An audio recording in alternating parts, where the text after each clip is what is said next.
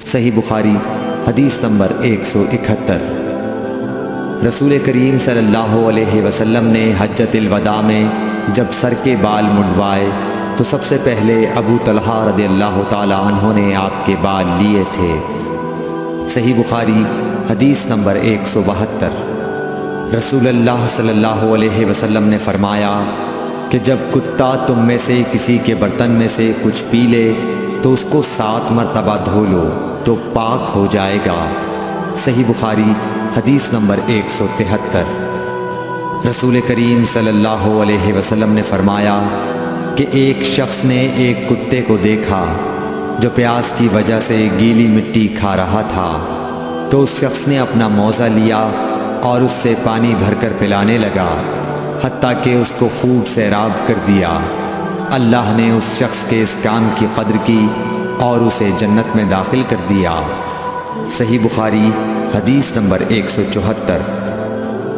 رسول اللہ صلی اللہ علیہ وسلم کے زمانے میں کتے مسجد میں آتے جاتے تھے، لیکن لوگ ان جگہوں پر پانی نہیں چھڑکتے تھے۔ صحیح بخاری حدیث نمبر 175۔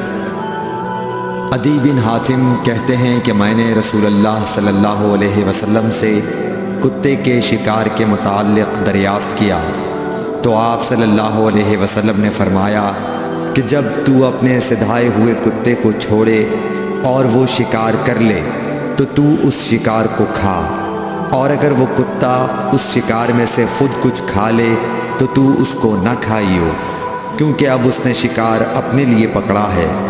میں نے کہا کہ بعض دفعہ میں شکار کے لیے اپنے کتے چھوڑتا ہوں، پھر اس کے ساتھ دوسرے کتے کو بھی پاتا ہوں۔ آپ صلی اللہ علیہ وسلم نے فرمایا پھر مت کھا، کیونکہ تم نے بسم اللہ اپنے کتے پر پڑھی تھی، دوسرے کتے پر نہیں پڑھی۔ صحیح بخاری حدیث نمبر 176۔ رسول کریم صلی اللہ علیہ وسلم نے فرمایا کہ بندہ اس وقت تک نماز ہی میں رہتا ہے جب تک وہ مسجد میں نماز کا انتظار کرتا رہے تا وقت کہ وہ حدث نہ کرے۔ ایک اجمی آدمی نے پوچھا کہ اے ابو ہریرہ، حدث کیا چیز ہے؟ انہوں نے فرمایا کہ ہوا جو پیچھے سے خارج ہو، جسے عرف عام میں گوز مارنا کہتے ہیں۔ صحیح بخاری حدیث نمبر 177۔ رسول اللہ صلی اللہ علیہ وسلم نے فرمایا کہ نمازی نماز سے اس وقت تک نہ پھرے جب تک ریح کی آواز نہ سن لے یا اس کی بو نہ پالے۔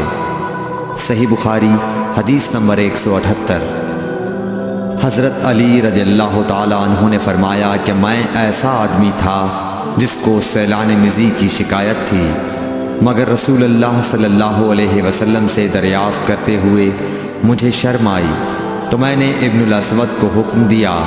انہوں نے آپ صلی اللہ علیہ وسلم سے پوچھا، آپ نے فرمایا کہ اس میں وضو کرنا فرض ہے۔ صحیح بخاری حدیث نمبر 179۔ زید بن خالد نے حضرت عثمان بن عفان رضی اللہ تعالیٰ عنہ سے پوچھا کہ اگر کوئی شخص صحبت کرے اور منی نہ نکلے، فرمایا کہ وضو کرے جس طرح نماز کے لیے وضو کرتا ہے، اور اپنے وضو کو دھو لے۔ حضرت عثمان رضی اللہ تعالیٰ عنہ کہتے ہیں کہ یہ میں نے رسول اللہ صلی اللہ علیہ وسلم سے سنا ہے۔ زید بن خالد کہتے ہیں کہ پھر میں نے اس کے بارے میں حضرت علی، زبیر، طلحہ اور ابی بن کعب رضی اللہ عنہم سے دریافت کیا، سب نے اس شخص کے بارے میں یہی حکم دیا۔ صحیح بخاری حدیث نمبر 180۔ رسول اللہ صلی اللہ علیہ وسلم نے ایک انصاری کو بلایا، وہ آئے تو ان کے سر سے پانی ٹپک رہا تھا۔ رسول کریم صلی اللہ علیہ وسلم نے فرمایا شاید ہم نے تمہیں جلدی میں ڈال دیا۔ انہوں نے کہا جی ہاں۔ تب رسول اللہ صلی اللہ علیہ وسلم نے فرمایا کہ جب کوئی جلدی کا کام آ پڑے یا تمہیں انزال نہ ہو تو تم پر وضو ہے، غسل ضروری نہیں۔ Thanks for watching. Don't forget to like, comment, share and subscribe to